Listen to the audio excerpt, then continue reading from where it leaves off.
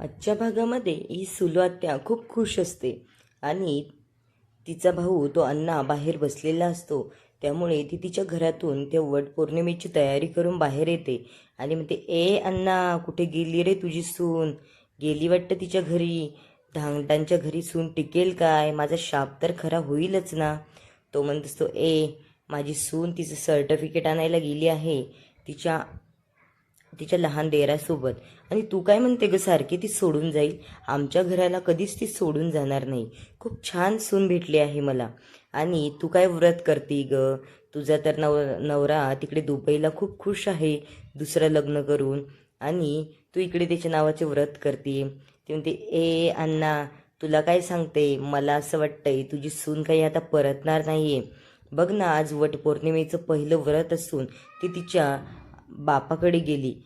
तो म्हणतो, तू तुझ्याच घरातलं बघ ग, तुझा नवरा बघ किती खुश आहे. ती म्हणते, मी तुझ्या भूलथापांना आता भुलणार नाही. तो म्हणतो, तू तुझं बघ, पण तू तर तिकडे खुश आहे ना, आणि तू कर त्याच्या नावाचे उपवास तापास. आता हिचा परत चेहरा उतरतो आणि घरामध्ये जाऊन परत ती फोन लावते की काय तिच्या नवऱ्याला. नंतर इकडे धन्या, तो राजा तिथे उभा असतो. अवनी खूप निराश असते. अवनीला सतत ते आठवत असतं की तिच्या वडिलांनी डायरेक्ट ते सर्टिफिकेट मागितले तर पूर्ण सर्टिफिकेट जाळून टाकले आणि ते गोल्ड मेडल वगैरे तिला काहीच दिलं नाही. यामुळे अवनीला ते क्षण खूप आठवत असतात. तिच्या भावाने पण तिला पकडून घरातून हाकलून दिलं आणि तो एक रिक्षा थांबवण्याचा प्रयत्न करतो, पण कोणतीच रिक्षा भेटत नाही. तो धन्या म्हणत असतो, राजा दादा, बघणार आहे त्या वहिनीच्या घरचे असे कसे वागू शकतात तिच्यासोबत, आणि कोणत्या पण घरच्यांना तिच्या मुलीची कीव यायला हवी ना रे. बघ ना, त्या वहिनीने किती प्रयत्न केले होते त्यांच्या शिक्षणासाठी आणि त्यांनी ते एका क्षणात नष्ट करून टाकले रे राजा दादा. काय अवस्था झाली असेल त्या वहिनीच्या मनाची.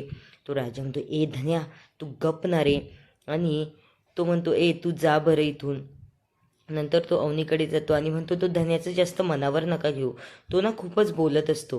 पण अवनी खूप खाली बघून तिला वाईटच वाटत असतं. ती म्हणते, बघ ना राजा, आपण किती आशेने गेलो होतो रे ते गोल्ड मेडल आणि ते सर्टिफिकेट आणायला. धन्या म्हणत असतो, वहिनी, तुम्हाला काही खायचं आहे का? ती म्हणते, नाही ना, माझी इच्छाच नाही आहे. तेवढ्यातच धन्याचं लक्ष त्या वडाच्या झाडाकडे जातं आणि तिथे बायका पूजा करत असतात.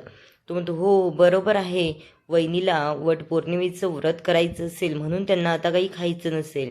ती म्हणत असते, तसं काही नाही, पण मला सध्या भूकच नाही आहे. राजा म्हणत असतो, धन्या, तू जा बरं इथून, वहिनीसाठी पाणी घेऊन ये बरं. ते म्हणत असतं, राजादादा, मी कुठे शोधू रे इथे पाणी, माझं तर कुणीच ओळखीचं नाही. राजा म्हणत असतो, अरे तू कुठे पण शोध, पण इथून निघून जा बरं पहिले. आणि तो निघून जातो. अवनी म्हणत असते, राजा बघ ना, माझ्या घरचे मला शिक्षणाला एवढा इंटरेस्ट होता, पण त्यांनी कधीच माझ्या शिक्षणाला महत्त्व नाही दिलं. आणि मला हे असं नवरा बायको, मला यामध्ये कधीच पडायचं नव्हतं. आणि माझ्या घरचे सतत त्याच्याच मागे लागलेले होते.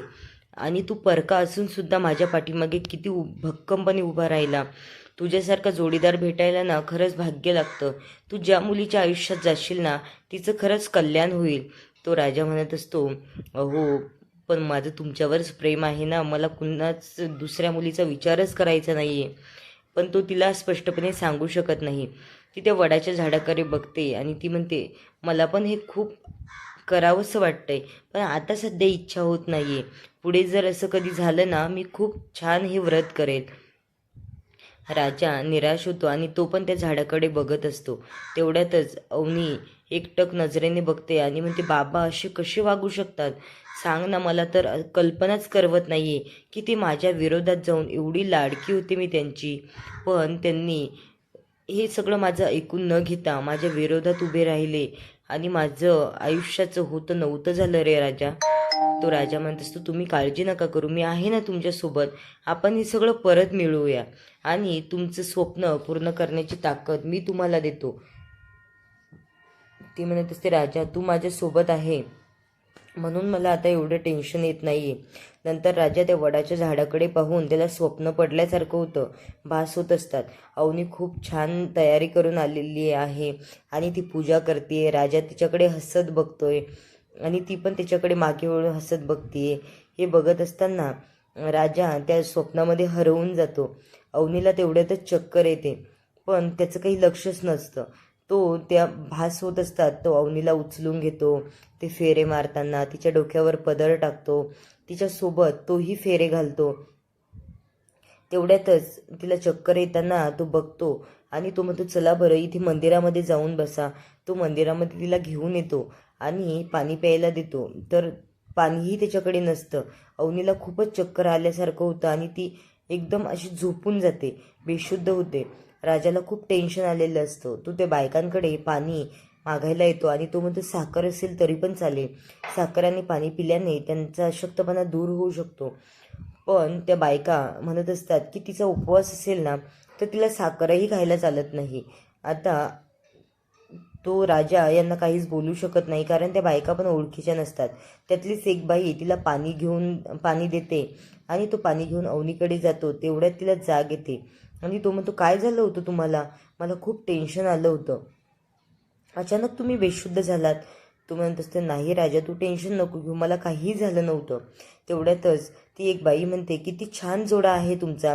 तो म्हणत असतो मला हे पूजेचं साहित्य हवं होतं. आणि तो अवनी तिथेच मंदिरामध्ये बसलेली असते आणि वडाला फेरे वगैरे ती पूजा सगळी आता राजा करणार आहे. राजा ते साहित्य त्या बाईकडून घेऊन जातो आणि त्या वडाच्या झाडाकडे जाऊन म्हणत असतो देवी आई मला ना याच 7 जन्मात जोडीदार म्हणून हवे आहेत आणि पण या जन्मात जेवढे कष्ट घ्यावे लागले ना आमच्या प्रेमासाठी तेवढे कष्ट पुढच्या जन्मात घेऊ नकोस. या जरी हे लग्न मानत नसल्या तरी हे लग्न खरं आहे हे तुला आणि मला माहीत आहे. आणि पुढच्या जन्मात मला खूप श्रीमंत, देखणा आणि खूप पैसेवाला बनवून पाठव आणि स्वाभिमानी पण खूप रागीट असा आणि या माझ्यावर क्रश करतील असा मुलगा मला पुढच्या जन्मात बनव. म्हणजे मी पण तेव्हा थोडा भाव खाईल जसं की आता या खात आहेत. आणि तो फेरे मारत असतो. इकडून धन्या येतो, धन्या त्याची शूटिंग काढत असतो. राजा त्याच्याकडे रागाने बघतो, पण नंतर त्याला असं वाटतं जाऊ द्या, लहान भाऊ आहे काय बोलावं त्याला. आणि तो त्याचे फेरे मारून घेतो आणि हात जोडतो. तो म्हणतो आमच्या प्रेमाला कधीच तुटू देऊ नको आणि अवनीला माझ्यापासून कधीच दूर जाऊ देऊ नको. नंतर इकडे अण्णा ते यशदाला एवढे बोलत असतात की यशा तू मोठा आहेस ना, मग तू का नाही गेला त्यांच्यासोबत? धन्याला पाठवलं, धन्याला काही अक्कल आहे का? आणि आता तर ते कॉल पण उचलत नाहीये. आता काय करावं मलाच काही कळत नाहीये. आणि तू त्याला खूप बोलतो. नंतर धन्या म्हणत असतो अरे राजादा तुझं किती प्रेम आहे वहिनीवर, तू वहिनीसाठी वडाला फेरे मारलेस. बघ ना कोणताच माणूस करत नाही असं, हे सगळं आज तू करून दाखवलं. थांब मी सगळ्यांना ही शूटिंग पाठवतो. राजा म्हणत असतो अरे धन्या नको ना, असं नको करू. अरे त्यांच्याकडनं पूजा होत नव्हती, त्यांना चक्कर अशक्तपणा आला आहे त्यामुळे मी केली. धन्या म्हणत असतो बघ ना किती छान दिसत होतं आणि त्या बायका पण किती छान पूजा करतायत, तशीच तू सेम पूजा केली. आणि ते लगेच त्या अवनीकडे येतात आणि धन्या म्हणत असतो वहिनी काय झालं? आणि ती जागी होते. ती म्हणते बापरे तुम्हाला काय झोप लागते? मला असं वाटलं तुम्ही डायरेक्ट.